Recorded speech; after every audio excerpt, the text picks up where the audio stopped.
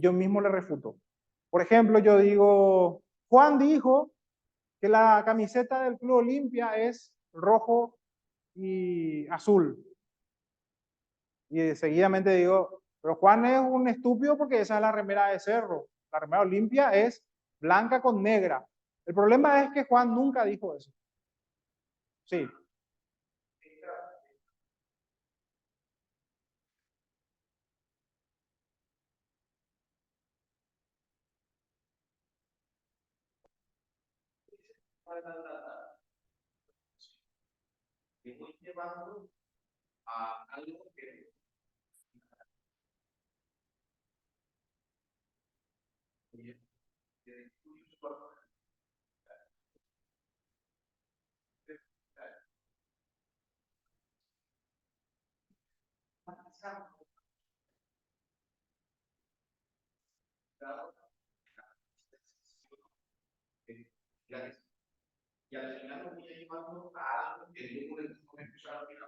Claro, pero por lo general la falacia del hombre de paja se utiliza cuando no está presente el adversario, por lo general, pero eso no quiere decir que no se utilice también de frente, ¿verdad? Acaba de decir tal cosa y eso no es así, pero yo no dije eso. El otro trata de utilizar blanco móvil, ¿verdad? Trata de salir del atolladero, pero yo le trato de hundir con otra falacia que es la falacia del hombre de paja. De repente dijo algo donde se equivocó y yo agravo la situación, agravo aún más su argumento. El, esto se utiliza mucho en política especialmente. Eh, por ejemplo, en los debates ideológicos, el socialista dice el capitalismo es esto, el capitalismo es, qué sé yo, todo lo que se le ocurra, pero todo es malo, a lo malo, malo, malo.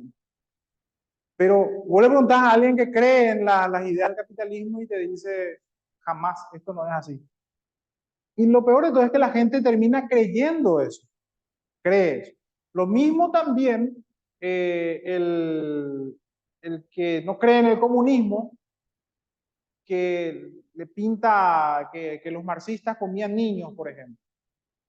O sea, construyen argumentos falaces que no son ciertos, pero la gente asume como cierto. O peor aún, yo pongo el argumento en la boca de mi adversario a quien yo intento ridiculizar para que éste sea obviamente ridiculizado ante el público, pero él nunca lo dijo. Ese es el punto central.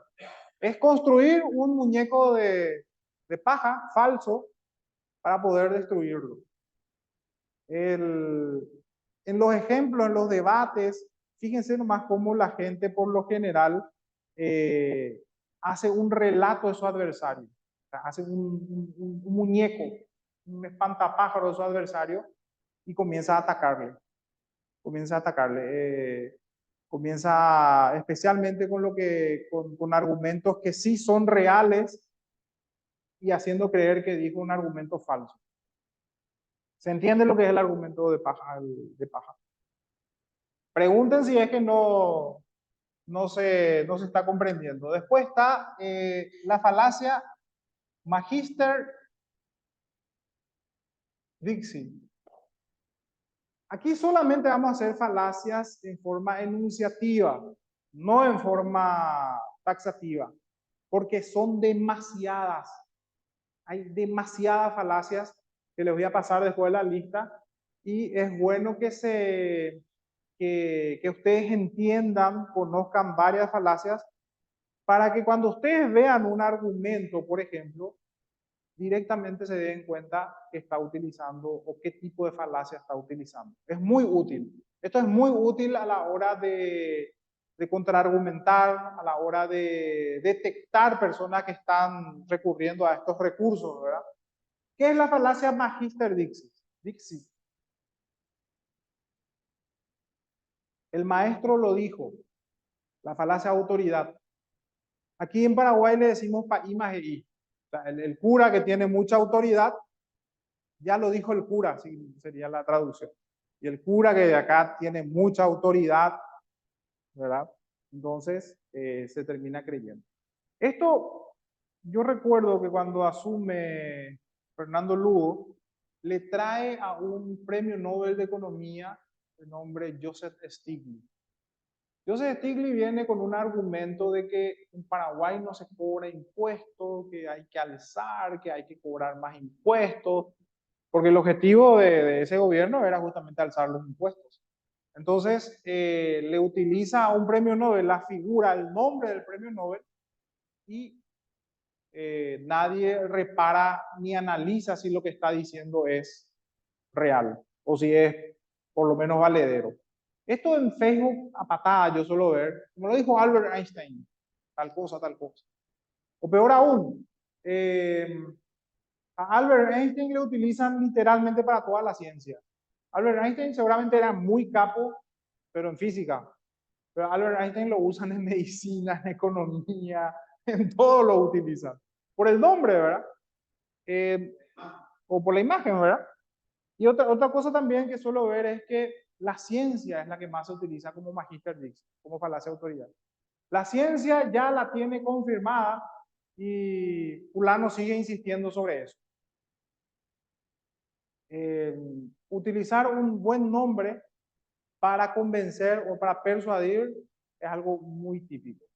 Ese es el nombre que recibe. Sí. En una dialéctica, ¿cómo se puede usar la ciencia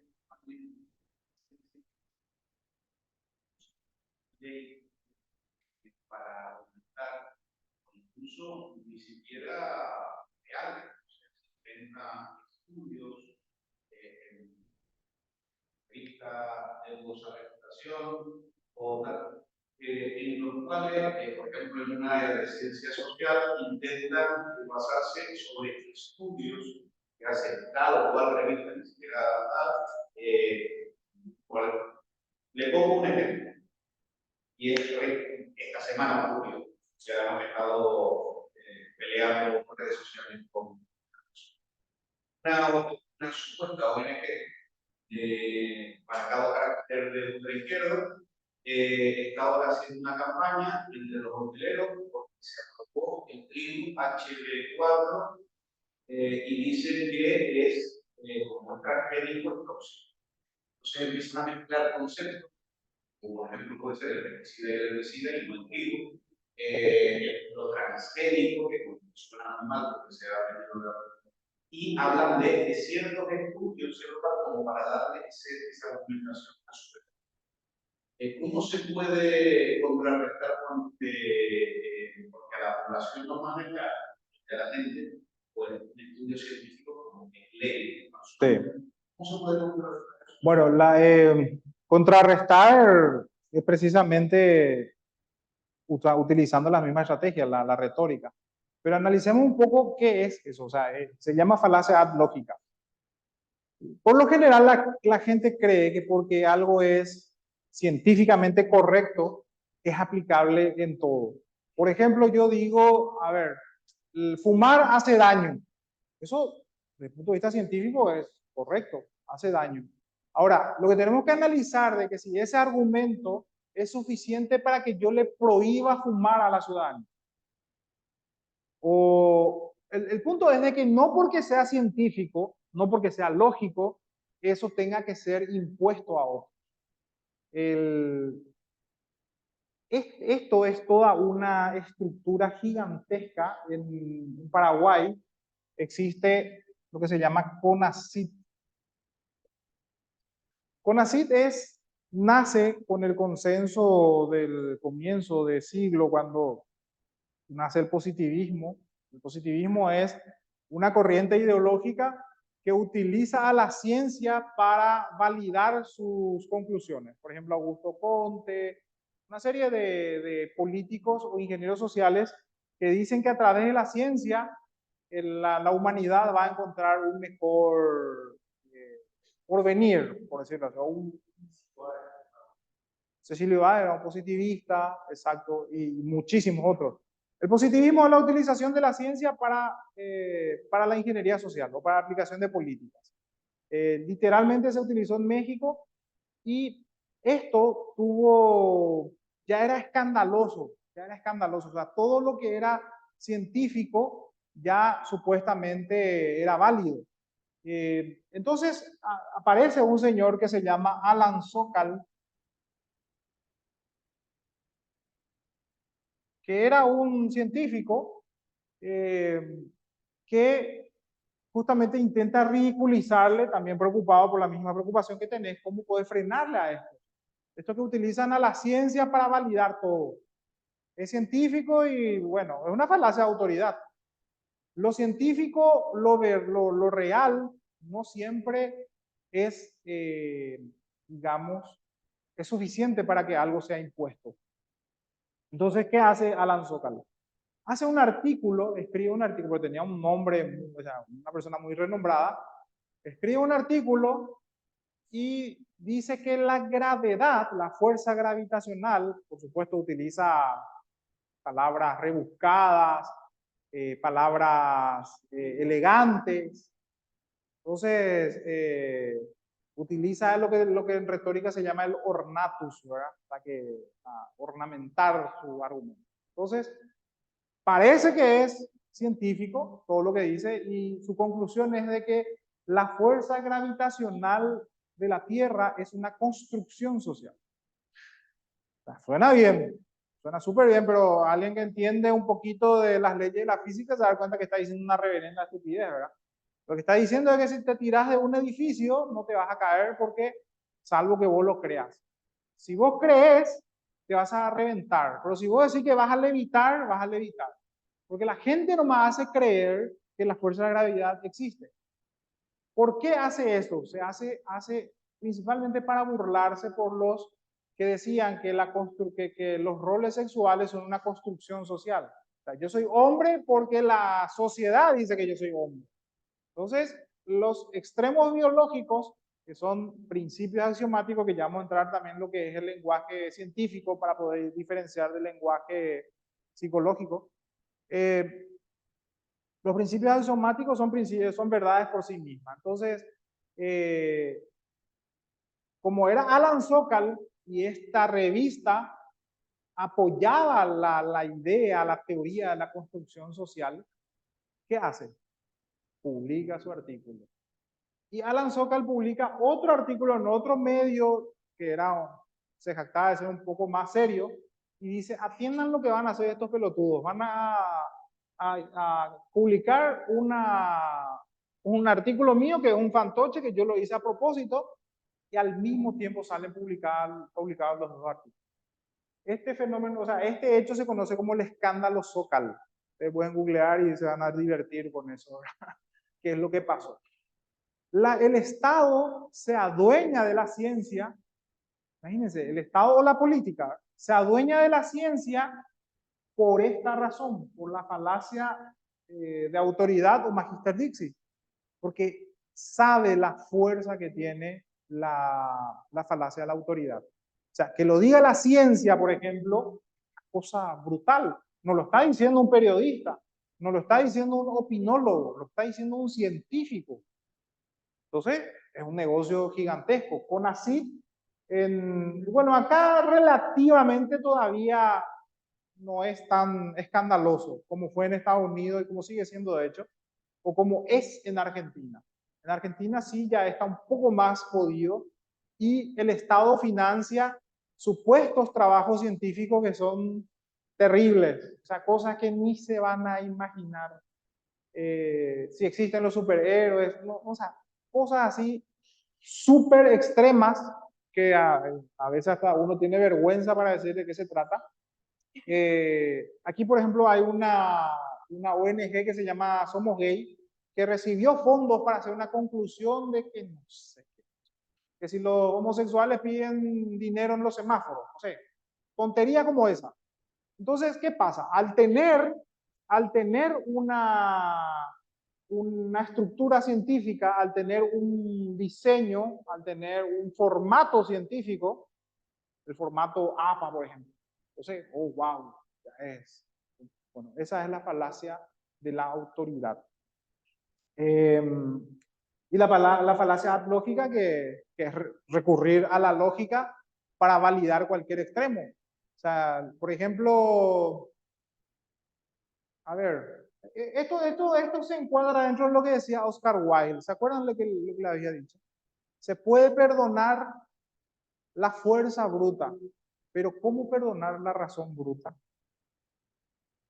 Le llevas a tu novia a ver una película de ficción y comienza a explicarte que eso no puede ser posible porque viola la física y que, bueno, sabemos que es una ciencia ficción, o sea, no hace falta. O sea que es absurdo tratar de explicar. O no le puedes contar chistes. Le cuentas un chiste y le busca la lógica. Eh, es algo que incluso viola el sentido común cuando muchas veces uno se jacta de ser demasiado racional.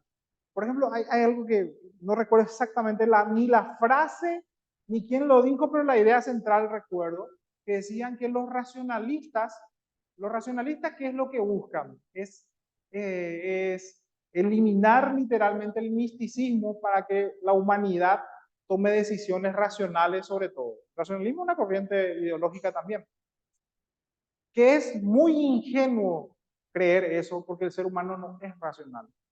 El logos.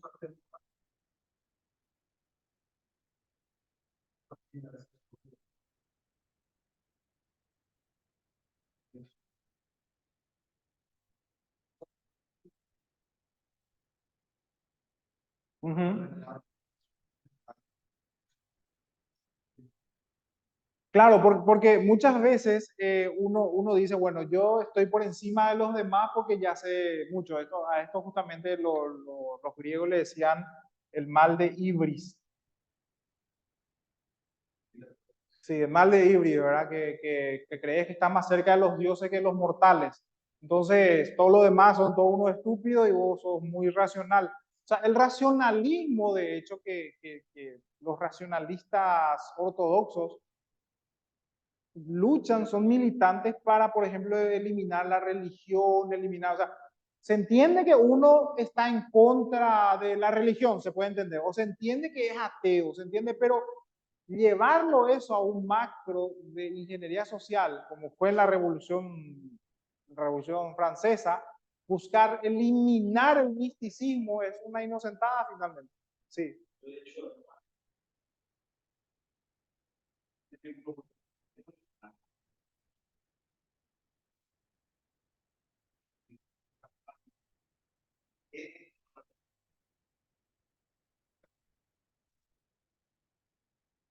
Intento convencer de que llevar ese extremo lógico hacia el odio, a una institución, que a muchas personas esa creencia le dan paz y le da un bienestar que ni a él ni a mí no lo da, y una creencia positiva, que hay parte de la mente humana, alguna parte racional, y la parte de creencia.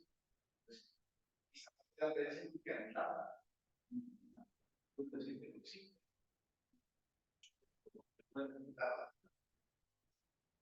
Claro. Asimismo, cuando no sea una ingeniería social inversa, ¿verdad? Porque, a ver, el problema de la ingeniería social es que yo quiero plantar en la sociedad a la fuerza lo que yo creo que es correcto. Así yo sea creyente, así yo sea ateo, así yo sea lo que fuere. Agnóstico. No está mal ser ateo, no está mal ser creyente, no está mal ningún extremo. No está mal ser comunista, no está mal ser capitalista. El problema es cuando lo quiero meter por la fuerza a la sociedad, utilizando la ingeniería social. Es ahí donde se vuelve peligroso cualquier extremo. Así sea lo mejor de lo mejor. A ver, el veganismo que dicen que es lo máximo, la panacea, o sabemos que científicamente no es así, pero bueno, ellos asumen de que el veganismo es bueno, los veganos. Y uno dice, bueno, si sos vegano y vos mismo seguís disciplinadamente todo eso, está bien, se respeta. El problema está que cuando los veganos entran a una hamburguesería, te sacan de la mano la hamburguesa, tiran en el suelo, se van al supermercado, llevan un pedazo, o sea, una flor y como si fuera que las carnes ahí que no recibieron sepultura o ese tipo de locuras, ¿verdad? O sea, todo tiene digamos, un límite en la libertad del otro, por lo menos en Occidente. Ok, Entonces vemos la fuerza que tiene Magister Dixit, el maestro lo dijo, falacia de la autoridad. La falacia de petición de principios.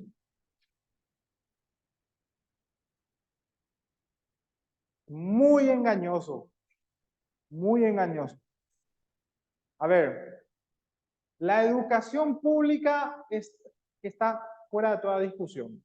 Ahora lo que tenemos que hacer es ver cuánto dinero le vamos a asignar a la educación pública. ¿Aceptan esa propuesta mía? ¿Aceptarían si yo soy un político? ¿Por qué?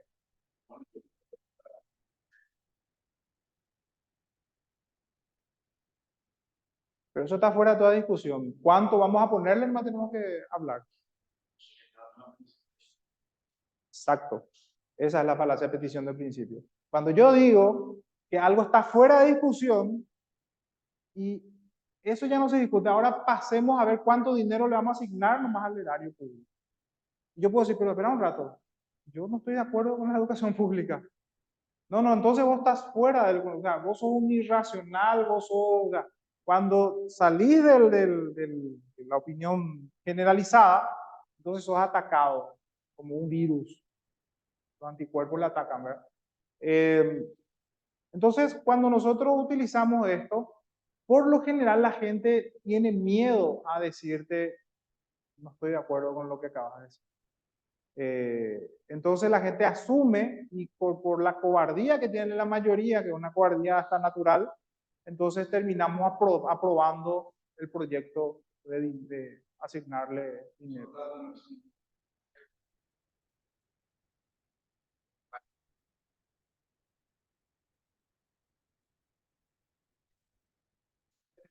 Ya es una falacia de petición de principio. Fuera de discusión ya está.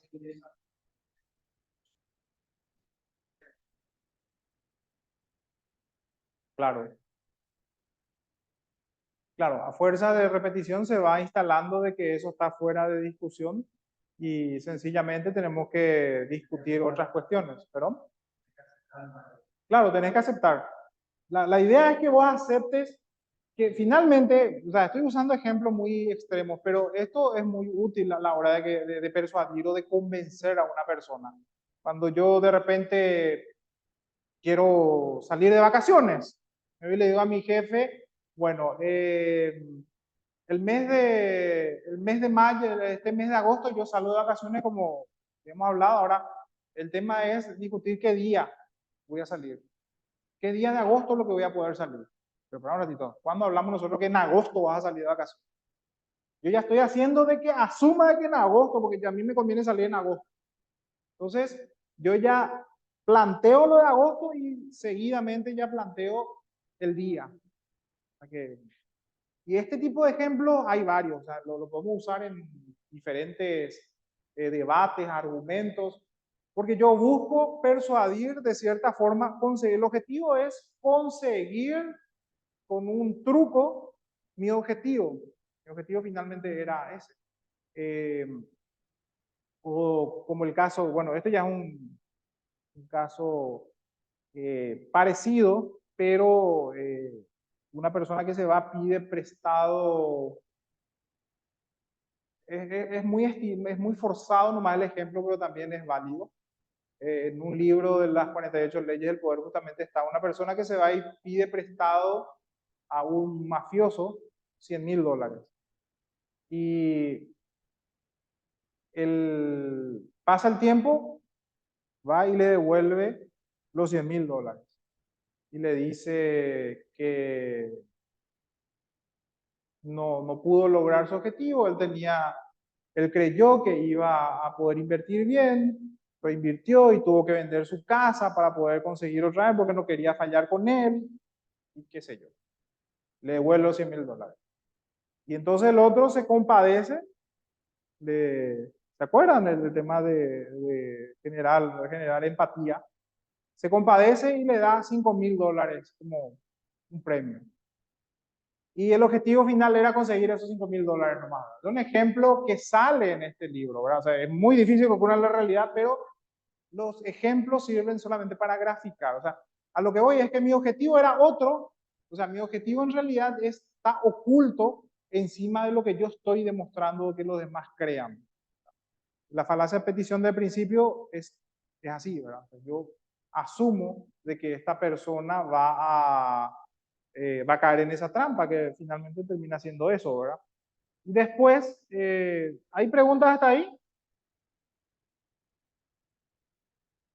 Falacia ad baculum, la falacia de la fuerza. Baculum es el cetro, ¿verdad?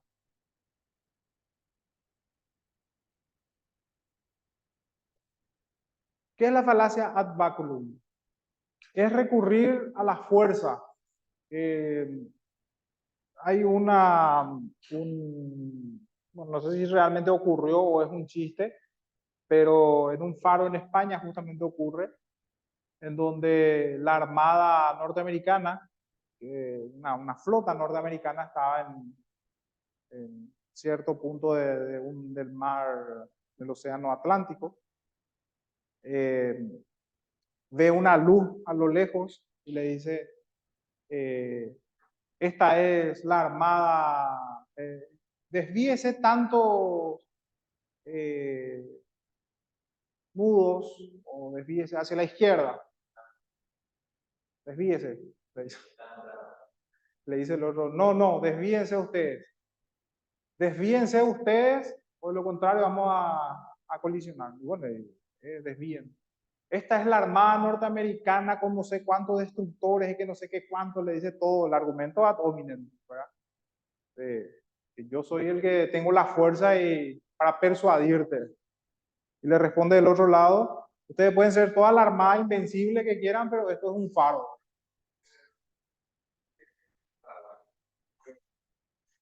Se hicieron lo del barete, ¿verdad? O sea, el ejemplo es utilizar un argumento de fuerza para persuadir. Todos los días. De hecho que esto sí está comprobado instintivamente hablando de que la fuerza persuade, sin duda. Si no, ¿por qué a Estados Unidos no lo bombardean? ¿Verdad? ¿Por qué? Porque siempre están haciendo. De hecho que todos estos sistemas totalitarios utilizan esta falacia para, bueno, para disuadir de una invasión o porque quiere mostrar los músculos a otras potencias. Corea del Norte se pasa haciendo eso. Cuando lo hacen en muy repetidas veces, uno ya se da cuenta de que solamente es una estrategia para hacer creer, ¿verdad? Rusia también usa mucho. Muchas veces es solo propaganda. Sí, sí, sí. ¿Quieres la paz? Prepárate para la guerra, ¿verdad?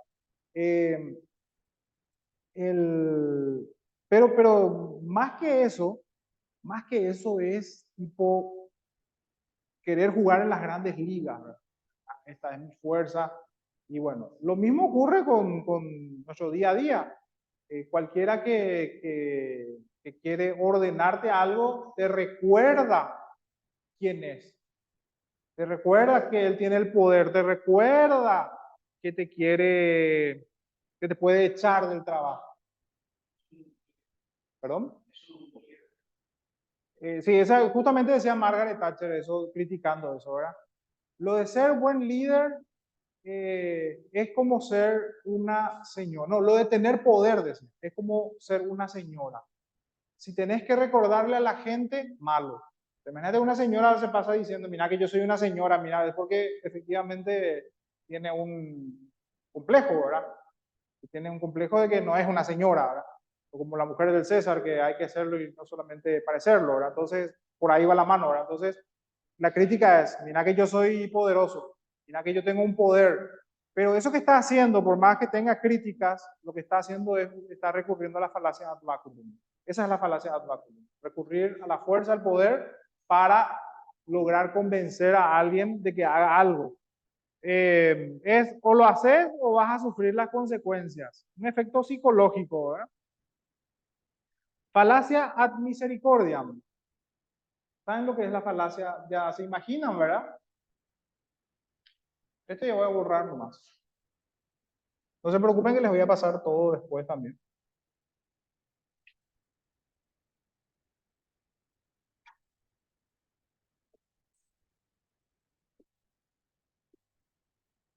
Falacia ad misericordiam.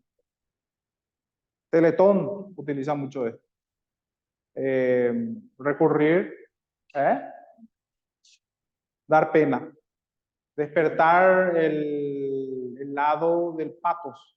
O sea, si se dan cuenta, estas falacias de cierta forma atacan a la mente. Son como ataques a la mente en donde uno cae redondito, ¿verdad?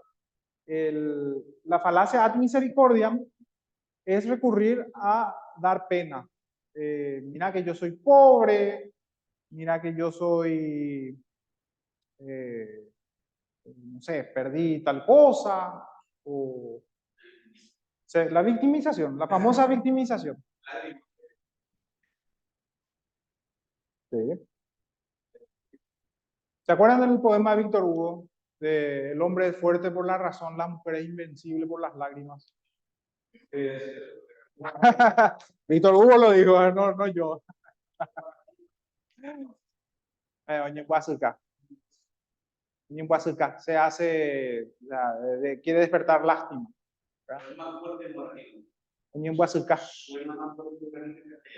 Y sí, el guaraní es como el japonés. El alemán, así tipo, el alemán es fuerte. Parece que te está mandando al carajo, pero te está hablando bien, ¿verdad? O sea que el japonés o el chino parece que te está carajeando, pero te está diciendo, hola, ¿qué tal? Sí. Eh, Falacia ad misericordiam. Falacia ad Lazarum. No sé por qué Lázaro, me imagino que Lázaro era muy pobre, ¿verdad? Pero ad Lazarum. ¿Qué es la falacia ad Lazarum? Porque es pobre, tiene razón. Increíble, ¿verdad? La falacia ad Lazarum, porque es pobre, tiene razón. ¿Ustedes se imaginan un ejemplo en donde por ser pobre va a tener la razón? Sí, sí, es muy parecido, pero el otro es porque es pobre, o sea, es pobre si te va a despertar lástima, pero este es en otro contexto. Por ejemplo, un rico y un pobre. Viene el pobre y dice, eh, comer estiércol de gato es rico, es bueno, no, no hace daño. Y el rico dice, no, está loco este. ¿A quién le creerías? Claro, claro, claro. Bueno, en este caso porque lo estás analizando ya más fríamente, pero entendés el punto, ¿verdad? Uno tendría a creer que el pobre tiene la razón porque él lo vivió. O sea, él lo vivió, entonces él va a tener la razón. ¿Entienden el punto? No es igual a misericordia, no es igual. El otro despierta lástima, pero este es pobre y lo vivió y entonces por eso tiene razón.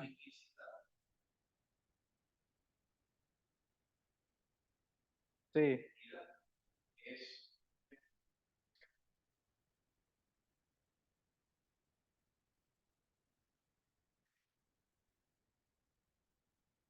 Bueno, esa es la falacia, ¿cómo se llama? La falacia ad misericordiam, finalmente. Sí, no, no, a ver, el otro. Bueno, y que es lo contrario que creerle porque es rico. A ver, no, no tiene nada que ver con hacer creer o que es lastimero.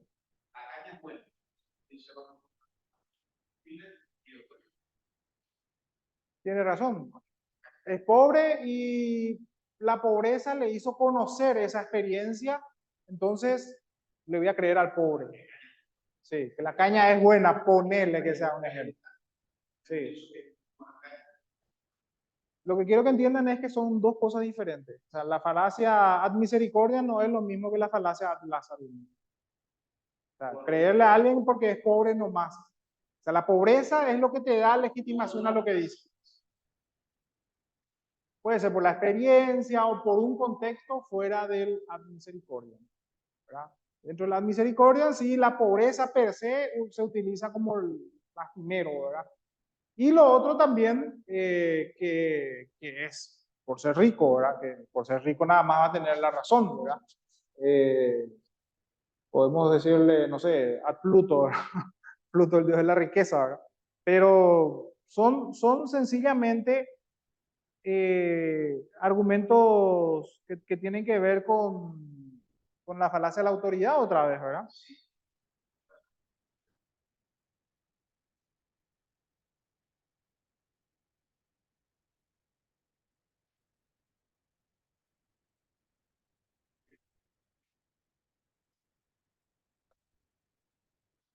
También. Ot- ot-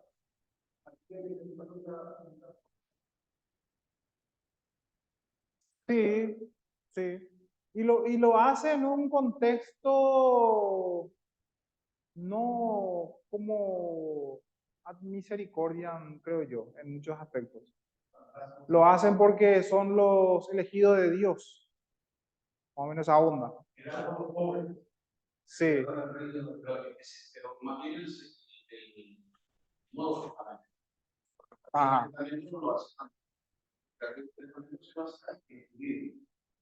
El cristiano, el único objetivo del cristianismo, tampoco.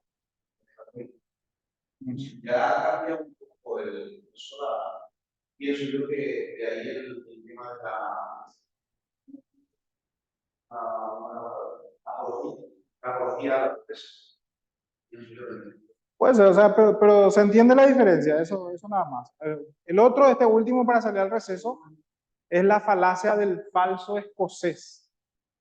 Eh, Utilizado también muy comúnmente, no se sabe muchas veces que se llama así, pero a ver, todos los escoceses beben whisky, pero John, o no sé cómo se llama un escocés, sí, McDonald's, eh, es escocés, pero no le gusta el whisky. Entonces seguidamente vos decís, ah, pero él no es un buen escocés. O sea que se utiliza a ver, el, entonces no son un buen español, ¿verdad? Sí. Entonces, en otros argumentos se utiliza, por ejemplo, eh, ese no es un buen liberal o ese no es un buen colorado. Exactamente, no es un buen paraguayo. Ese no es un buen paraguayo porque no habla guaraní. Exactamente, un muy buen ejemplo. Esa es la falacia del falso escocés. Cuando creemos o asumimos que por ser de una nacionalidad o de tener cierta cualidad, eh, tiene que tener todas esas cualidades estereotipadamente, ¿verdad? Claro, o sea, un estereotipo, finalmente. Esa es la falacia del falso escocés. Bueno, ¿qué les parece un pequeño receso? Después venimos para completar la jornada. ¿Eh?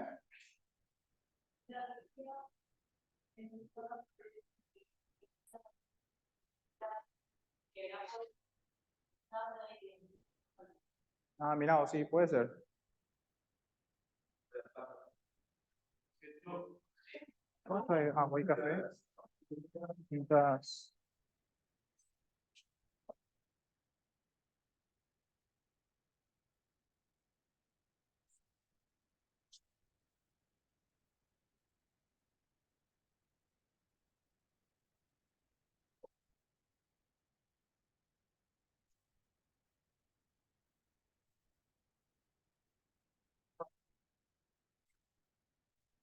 Sí.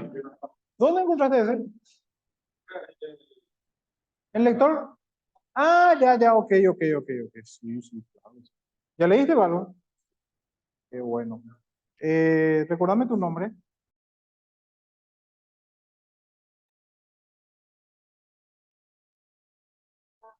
¿Ya?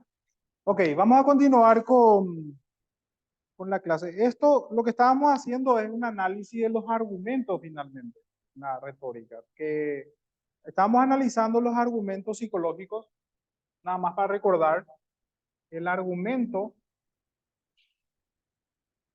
se divide en lógico y psicológico. Ok. Siempre es importante tener presente el ethos, el pathos y el logos. Como referencia, el argumento lógico busca persuadir a través de la razón, del logos. Apela a la racionalidad. Y los psicológicos apelan a esta dimensión. Proporcionalmente sabemos que somos más instintivos que racionales. Entonces, es ahí donde vemos la fuerza de la retórica. La retórica tiene muchísima fuerza, pero no por eso, o sea, la retórica desde el punto de vista del argumento psicológico, porque la retórica también es argumento lógico. Muchas veces, por una cuestión despectiva, se le conoce a la retórica como sofismas, porque los sofistas eran llamados pseudos filósofos, porque la palabra sofía significaba sabiduría. Y se les decía sofistas de una manera peyorativa, no es porque se les consideraba filósofos de verdad, sino que Aristóteles, Sócrates le llamaban sofistas porque era una forma peyorativa de decirle. En realidad, muchos consideran, hoy por lo menos, de que fueron muy injustos con los sofistas, porque los sofistas lo que sencillamente hablaban era de que al ser humano se le convence más a través del argumento psicológico que por el argumento lógico, lo que nos estaban diciendo. Cuando decían, no importa la verdad, importa convencer. No es que no lo estaban diciendo de una manera, digamos, axiomática, por decirlo así.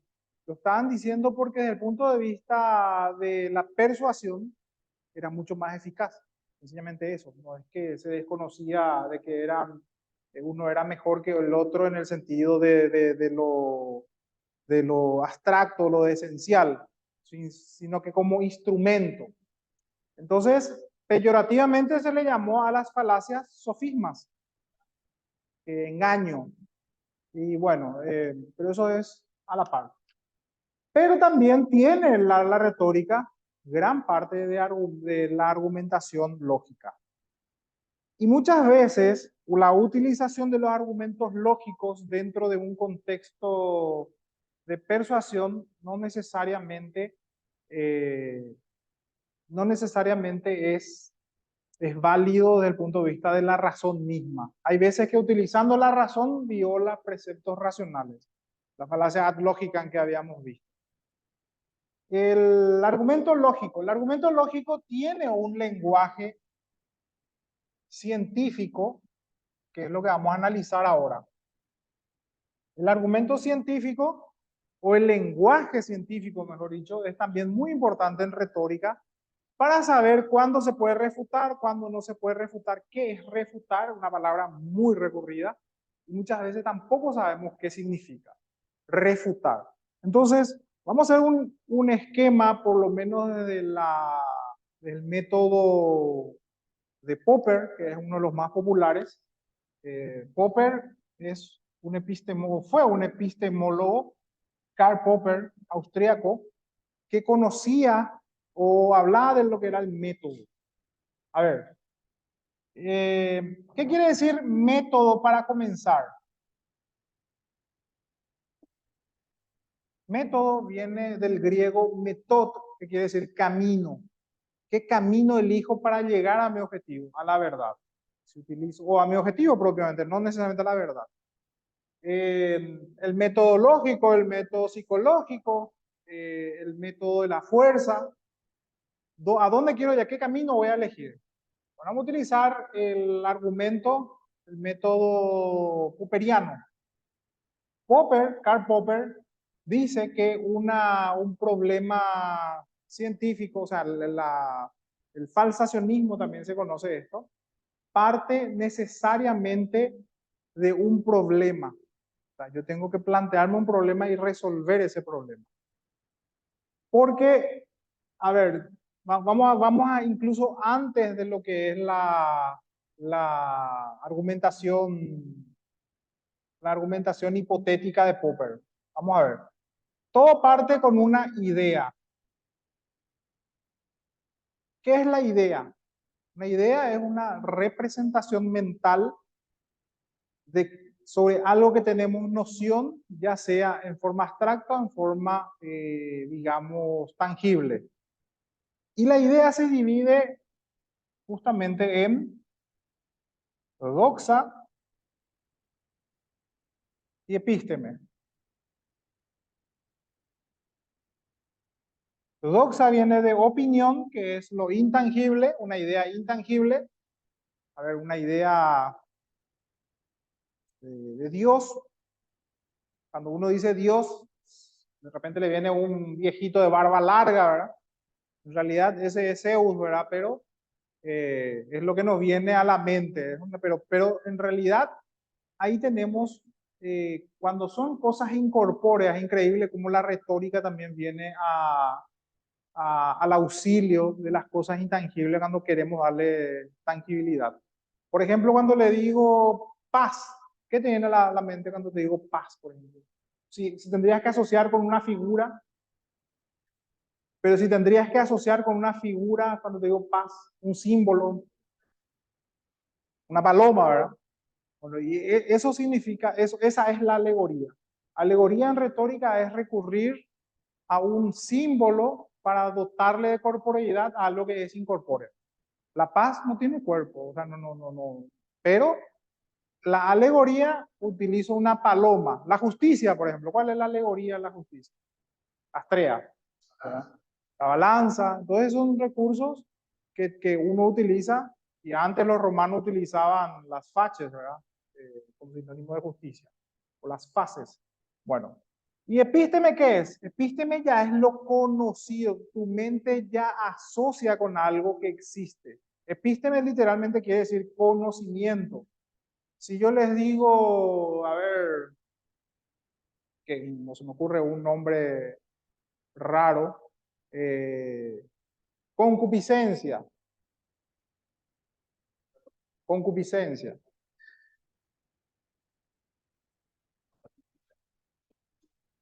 Ok, no. Bueno, entonces eso pasa dentro del campo abstracto.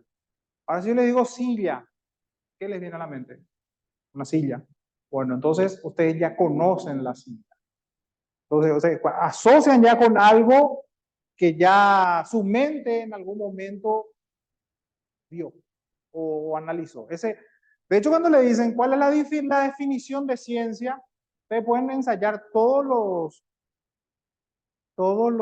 las definiciones fantásticas que se les ocurra, pero sencillamente es, utilizando también un recurso retórico que se llama recurso de parsimonia.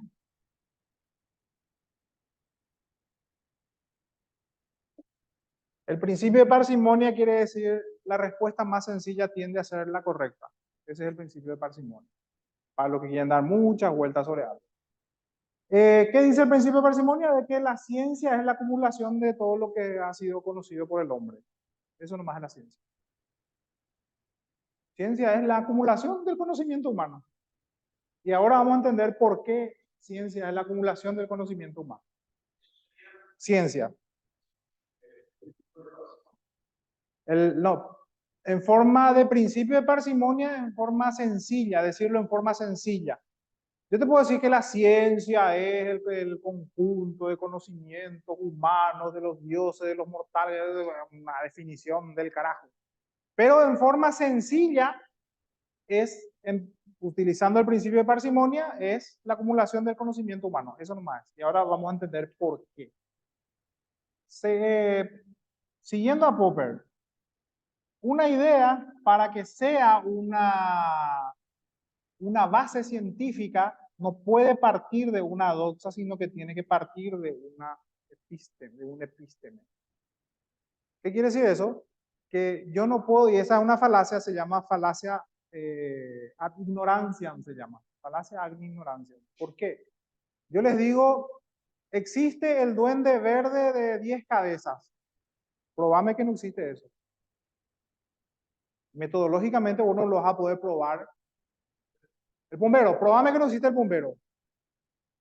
El bombero parte de una idea, de una doxa. O sea, yo les planteo una doxa, una idea que yo tengo. Ahora mismo se me puede ocurrir que existe, no sé, un duende alado con el duende de 3 alas. Es una estupidez. Y seguidamente le digo, probame que eso no existe. Esa es la falacia ad ignorancia. O sea, porque no puedo probar su no existencia, entonces supuestamente existe. Eso no es así. Metodológicamente está mal. Esa es la famosa discusión cuando entra el teísmo contra el ateísmo. Es cierto que yo no pude probar la existencia de Dios, pero vos tampoco no pudiste probar que Dios no existe.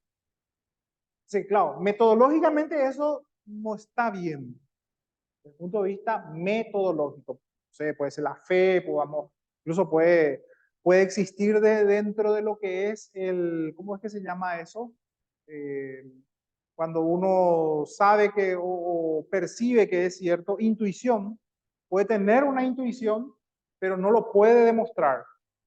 Y a veces la intuición existe. A Albert Einstein le pasó muchas veces, ¿verdad? Con muchas cosas. No lo pudo probar, pero él intuía algo. Más que intuición, era por un método deductivo, ¿verdad? Que es diferente a la intuición, ¿verdad? La intuición es sin ninguna base creer que algo existe. Pero lo otro es una deducción en base a otras variables. Bueno,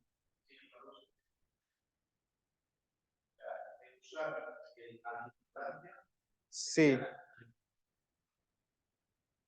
Guarda que el método científico también es un método retórico. Por eso estamos dividiendo el argumento lógico y el argumento psicológico. Por eso le decía, por lo general se confunde método retórico con método psicológico. A este efecto sí, correcto. Pero no siempre un recurso retórico es un recurso psicológico. Puede ser un recurso científico también. Acuérdense que la retórica es el arte de persuadir. Y yo puedo persuadir a través del argumento psicológico o a través del argumento lógico, ¿por qué no? Te puedo persuadir ponerle que vos fumás. Yo vengo y te digo, mira, acá hay un estudio científico que si fumas más te vas a morir de cáncer y qué sé yo, y te persuado. Un argumento lógico o racional. Entonces, para Popper se parte de acá. ¿Qué quiere decir eso? Que parte de una hipótesis. Y la hipótesis ya no es una doxa. La hipótesis ya no es una opinión. Famoso la gente dice, por eso lo que es importante, este es el lenguaje científico, para que de repente la gente confunde teoría con creencia, por ejemplo. O la gente confunde creencia con hipótesis. La hipótesis no es una creencia. Yo creo que el bombero existe, esa es mi hipótesis. No es una hipótesis, es una creencia. La hipótesis tiene que estar compuesta por, ¿qué cosa? Para que sea hipótesis. Por variables, exactamente. Las variables hacen a la hipótesis. ¿Qué son variables?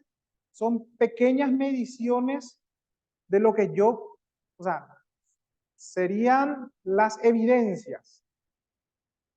¿Y por qué yo no me quedo con la hipótesis nomás ya? Entonces, ¿por qué no me quedo con la evidencia nomás y ya está?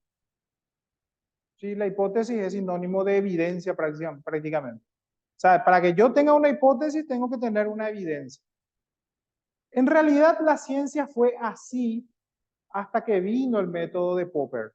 Se llamaba verificacionismo.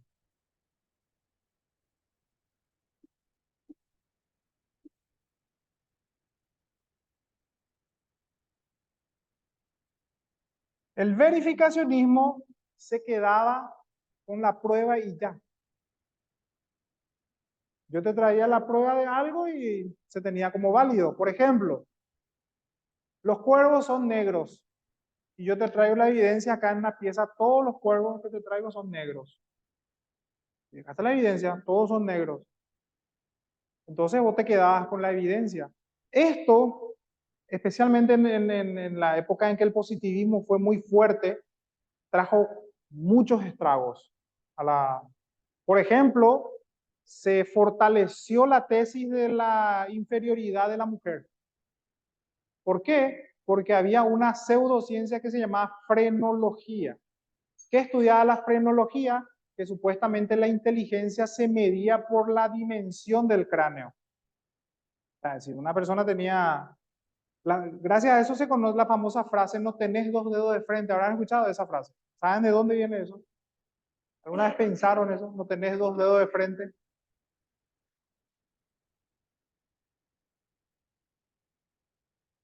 Claro, de la frenología, porque para una persona inteligente tiene que tener una frente de dos. Y los chimpancés tienen así, ¿verdad? Tienen hendido, dos dedos. O sea, cuando vos haces así, medís con el chimpancé tiene hendido. Los humanos tenemos, entonces eso se asociaba con la inteligencia. Entonces cuando te decían no tenés dos dedos de frente, te estaba diciendo primate. Entonces, un insulto ya con categoría, ¿verdad? Sí, bueno. Entonces, eh, la frenología vino a fortalecer esa creencia de que la mujer era inferior. ¿Por qué? Porque tenía el cráneo más chico. La mujer tiene el cráneo y entonces con las mediciones, no, la mujer era inferior. De hecho que, y esto discúlpeme el término, ¿verdad? La palabra puta, por ejemplo, ¿saben de dónde viene? A veces a algunos les choca.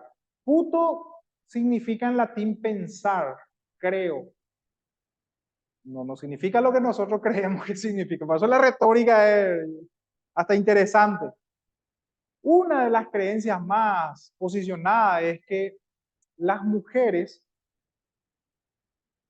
como las mujeres eran consideradas inferiores, no podían participar de la vida social donde estaban los hombres. Y a las mujeres que hablaban mucho y que demostraban talento, se le decía, se le decía peyorativamente pensantes, putas. Puto, yo pienso, yo creo. De ahí se fue degenerando el término. De hecho que hay una frase muy famosa que, a ver, pues si me lees, Bianca, esa frase. Homini sum ni la nielna puto. O sea, humano soy, nada lo humano me es extraño. Y pienso que nada lo humano me es extraño. Una frase muy famosa. Ahí se dan cuenta que la palabra puto es una palabra en latín. Literalmente significa algo en latín, no lo que nosotros connotativamente le asignamos. Por eso es tan importante cuando definimos tener en cuenta la definición etimológica, perdón, etimológica y la connotativa. La connotativa es el significado que nosotros le asignamos a algo o asociamos. En este caso, pensar se asoció con la mujer que se creía hombre o que se creía pensante. Después se fue generando en una mujer, porque antes, en la antigua Grecia, ¿perdón? Claro, heréticamente, sí. Justamente en la Grecia antigua, las mujeres, no se les decía putas, eran las getairas, ¿verdad? Exactamente, porque getairoi quiere decir compañero y getaira es compañera. Eh, Era un término hasta más elegante, ¿verdad? Después se fue degenerando. O sea que eh, esto muchas veces trae el tema de utilizar en forma incorrecta. Después ya se va asociando y inclusive la RAE toma eso y ya lo bautiza, ¿verdad? De hecho que el lenguaje nace así. El lenguaje nace por orden espontáneo. Se va asociando y hay muchas palabras que la lengua guaraní ya también colaboró con la RAE también. La palabra argel, por ejemplo. Argel es una palabra en guaraní que significa de mal carácter. Hoy ya está en la RAE. de raíz guaraní, Argel. Sí. Y está en la RAE ya eso. Sí, sí, claro, suma. Claro, y se va sumando así digamos, al acervo lingüístico, ¿verdad? Ok. Entonces, la hipótesis está conformada por variables. Decíamos que si es que fuera suficiente la evidencia, eh, nos quedaríamos en el siglo XX, XIX, XX con el verificacionismo, que con la simple evidencia ya era suficiente. ¿Y por qué le estaba hablando de este tema de las mujeres y todo eso? Porque la evidencia decía que el cráneo más pequeño es sinónimo de menor inteligencia. Entonces, ratificaba que la mujer era inmensa la barbaridad que se llegó, ¿verdad? Entonces ahí se dan cuenta, bueno, espera un ratito. Esto, que ya también vamos a ver, alimenta los sesgos. Los seres humanos tenemos sesgos, sesgos cognitivos. O sea, creemos lo que queremos creer. Esa es la verdad. Es toda una maquinaria para hacernos creer lo que queremos creer. Entonces, los sesgos son realmente, o sea, es la bestia que hay que abatir en materia científica. Imagínense, los sesgos son bestias que hay que abatir en materia científica. ¿Por qué? Porque nosotros tenemos una tendencia natural a creer lo que nosotros queremos creer. Y la ciencia no busca eso. La ciencia no busca confirmar tus creencias. Lo que busca es la verdad, busca demostrar un hecho o qué sé yo, otra cosa. ¿Y qué pasa si es que yo digo los cuervos son todos negros? Y me quedo con eso. Y justo hay alguien que me trae un cuervo de China que es blanco.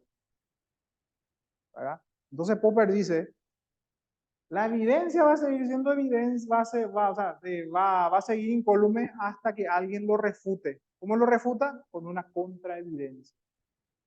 Por eso se llama falsación o refutacionismo.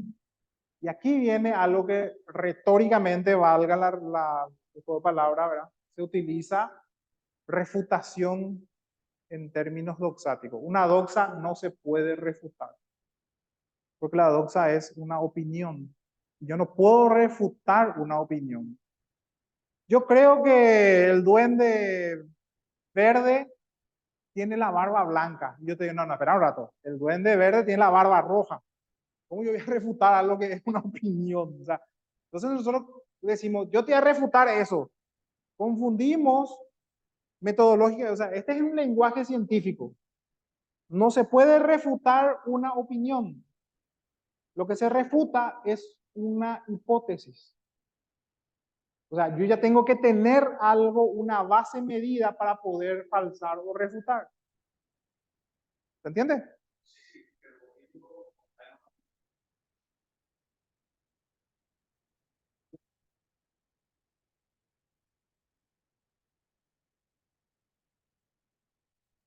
Una doxa.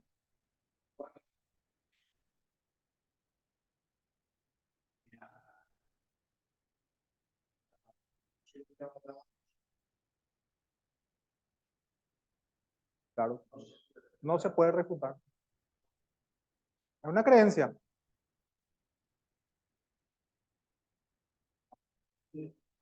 Así mismo. Esa es la obsesión eterna que tenemos. Queremos refutar creencias, queremos refutar opiniones y caemos en un círculo que no podemos salir porque no entendemos. Entonces, yo solamente puedo refutar una hipótesis, porque la refutación o el refutacionismo es un método popperiano de Popper, que es la falsación. Ahora, ¿qué pasa si yo no refuto esto? No refuto. Quiere decir que se convierte en una teoría. A partir de que pasa el filtro, yo digo, todos los paraguayos son, no sé qué puedo decir, voy a decir una tontería. Sí, ponele. y busco si hay algún paraguayo que sea negro del estilo africano, afroamericano. Todos los paraguayos somos mestizos, ponerle. Estoy diciendo una reverenda estupidez, pero es como ejemplo. Todos los paraguayos son mestizos. Y busco en algún lugar si hay algún paraguayo que sea negro, así, afroamericano, o blanco, blanco. No hay, no existe. Entonces, esa hipótesis no es falsada y se convierte en una teoría.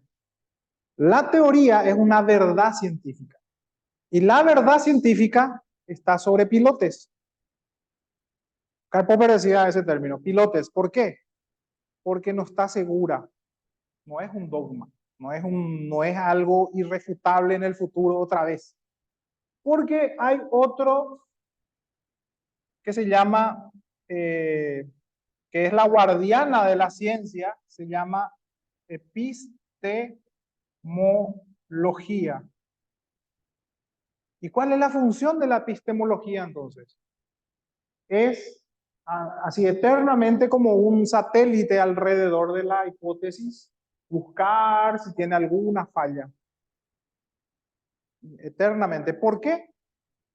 Porque la teoría es a la verdad que pudimos alcanzar en ese momento, porque estamos limitados por nuestra tecnología, nuestras creencias, nuestros sesgos nos limitan.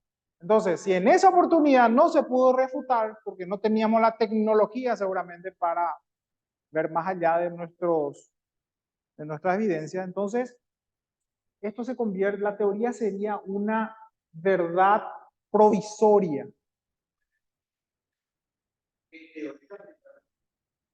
No, una hipótesis es una hipótesis. Si una hipótesis es refutada, se llama hipótesis nula.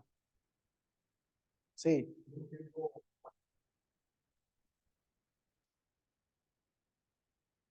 Ajá.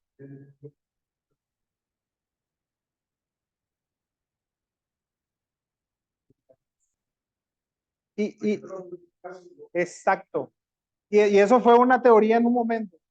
Fue algo científico en su momento, hasta que vino una mejor tecnología, o sea, una mejor comprensión con una mejor tecnología, y para eso está la epistemología, que es la ciencia de la ciencia.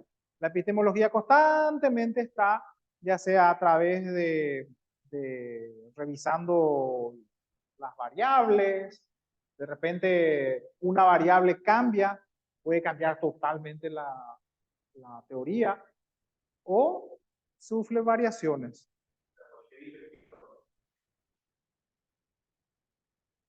Todo científico es epistemólogo. Por eso, justamente Popper es un epistemólogo muy famoso.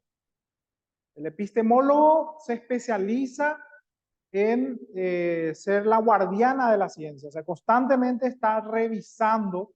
Por eso es que se publican los trabajos científicos, porque algún científico en el mundo dice, no es así la cosa. Ah, bueno, y trae la evidencia que refute esto. Y si no aparece, que puede ser digamos, temporalmente, en ese momento no aparece, es una teoría. Pero ahí entra a trabajar la epistemología para que en algún momento alguien traiga la prueba, entonces, paz, cambia. Ese es el método de Popper. Esto es, fíjense todos los elementos que aprendimos hoy aquí. Confundimos hipótesis con creencia, que teoría suele la gente confundir con creencia. Imagínense. ¿Por qué le dejó su novio? Y yo tengo una teoría. Famoso. Ah, sí, cuéntame. ¿Cuáles son tus variables, tu hipótesis? ¿Dónde mediste? ¿Cuáles son tus mediciones? No, no creo nomás que tal vez, bueno, es una creencia, no es una teoría. O sea, esto es, como les digo, lenguaje un poco más sofisticado, un lenguaje científico, por decirlo así, ¿verdad? Entonces, eh, que también sirve mucho para al momento de persuadir, de usar correctamente. Muchos dicen, bueno, no tiene ningún sentido desde el momento en que se entiende.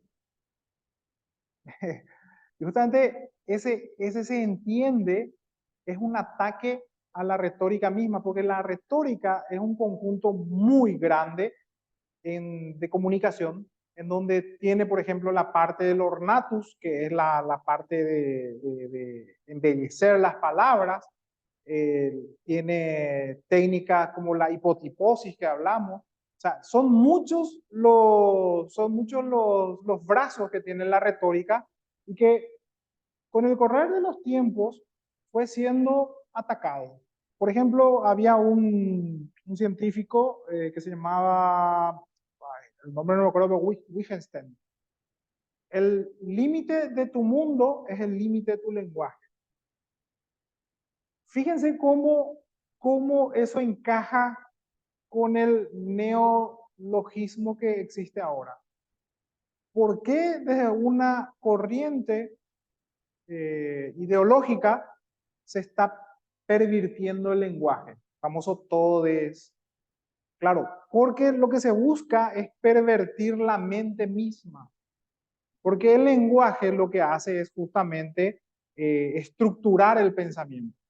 Porque si uno no tiene un método de estructuración del discurso, su mente es como un barco que va en medio del océano sin un GPS, por decirlo así, una brújula, que va por cualquier lado. O sea que, imagínense que vamos a hablar de ciencia y yo te empiezo a hablar de fútbol. O sea, si vos no estructurás, no tenés un método, no tenés un estilo, bueno, estilo lo ya ni hablemos en esta altura de nuestra civilización, pero se persuade y se convence mejor cuando se entiende de lo que se está hablando. Aún el que te va a mentir sabe que te está mintiendo o sabe que te está engañando. Entonces es digamos, una forma de convencer finalmente. El lenguaje científico es, no se agota aquí, pero este método de Popper y ver la diferencia entre el falsacionismo con el verificacionismo nos va a dar una pauta de qué es el método científico, ¿verdad? ¿Se entiende bien el método o el lenguaje? Anglicismo.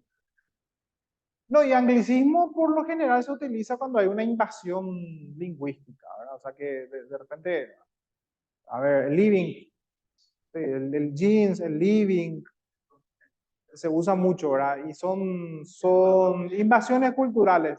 A ver, de la ingeniería social, eh, yo siempre rescato cuando es de orden espontáneo. Lo peligroso es cuando es por ingeniería social.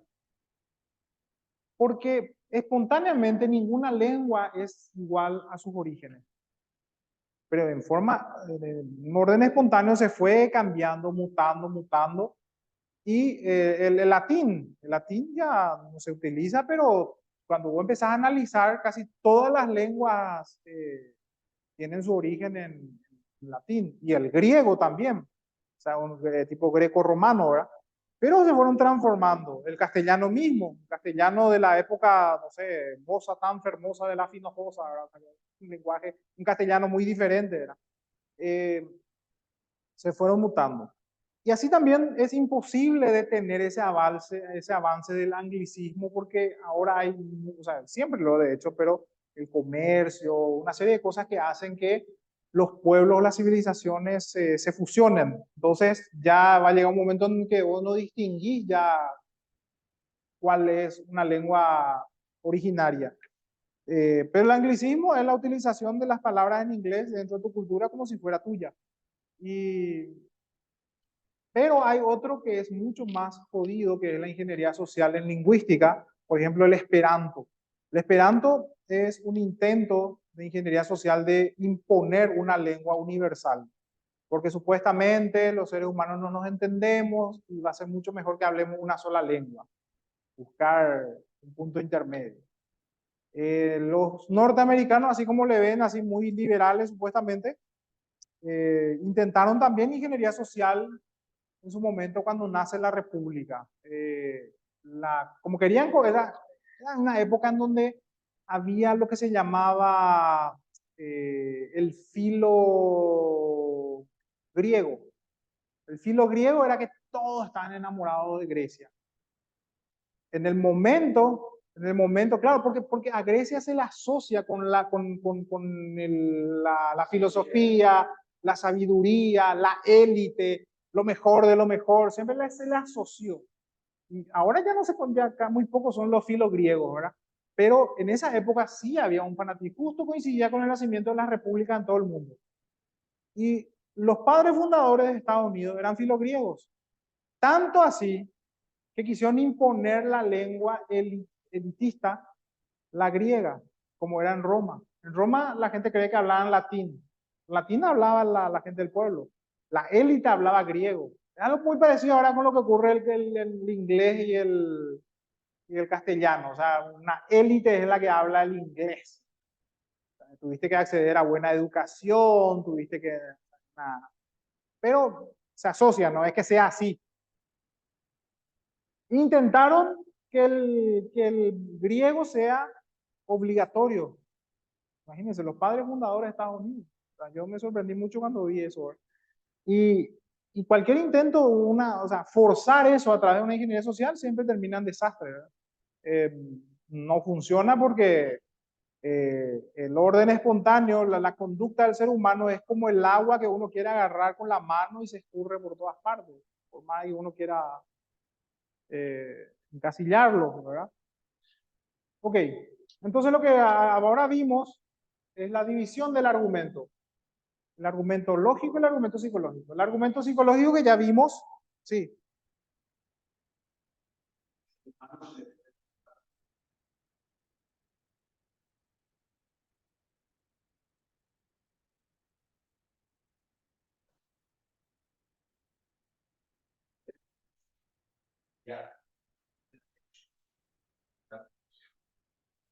Acordate que también la retórica tiene también falacia ad baculum, por ejemplo, a través de la fuerza. Coerción también. O sea, la coerción también está dentro de lo que es la retórica. Ahora, la retórica persuasiva, la retórica que busca bajo engaños persuadir a alguien es una cosa. Ahora, se dieron cuenta que la retórica incluso va más allá de lo que nosotros creíamos. O sea, muchas veces la retórica se asocia con el argumento psicológico nomás.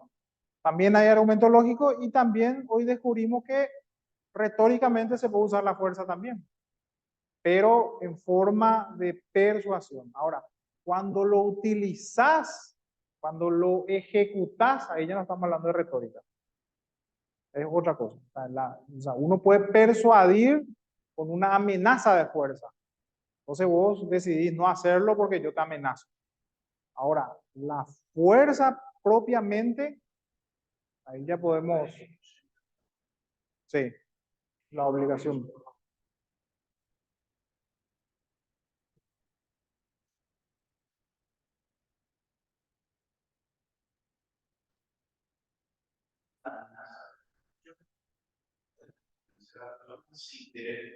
Sin usar la fuerza. Sí.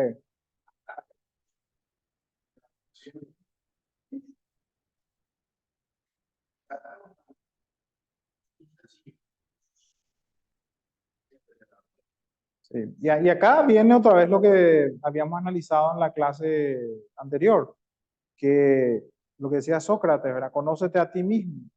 Conocerte a ti mismo no se refiere a uno como persona, o como paraguayo, o como Hugo Vera, o como, no sé, estudiante.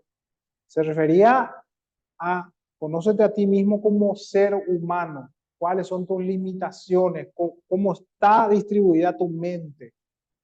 Y ahí vemos que es muy complejo tratar de conocerse a sí mismo, ¿verdad? O sea, que tenemos instintos, tenemos pasiones, tenemos racionalidad.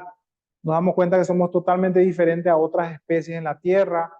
Eh, Utilizamos a veces la mente de una manera que nos engaña a nosotros mismos, lo que son los sesgos, ¿verdad? O sea, creemos lo que queremos creer, a veces la mente misma nos enferma o nos sana. Pues, es una cosa Es una cosa muy compleja.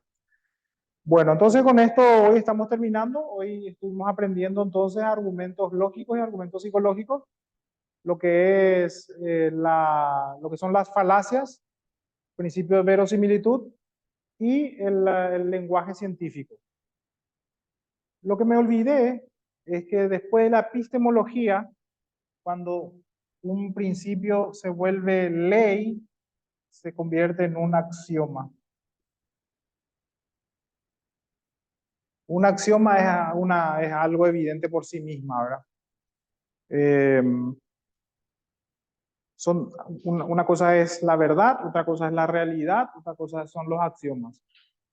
La verdad es desde el punto de vista argumentativo y los axiomas son desde el punto de vista de los hechos.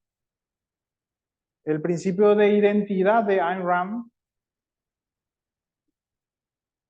¿qué quiere decir? Esto en realidad es de Aristóteles, no de Ayn Rand. A es igual a A, quiere decir que uno es idéntico a uno mismo siempre. A ver, un ejemplo. La silla va a seguir siendo la silla porque la silla es idéntica a sí misma. Y yo no puedo decir que la silla es un elefante. Y yo les puedo convencer a ustedes retóricamente que eso es un elefante. Pero va a mantener siempre la esencia y va a ser siempre una silla. A es A independientemente a la opinión del sujeto. Ese principio es lo que hoy se viola, por ejemplo, cuando se dice yo soy una mujer porque me disfrazo como mujer. O sea que puedo disfrazar, pero el principio axiomático siempre va a decir que yo soy un hombre. Ese es uno de los principios que hoy está siendo atacado, que son los principios axiomáticos. La verdad me ofende. El relativismo. Es un relativismo.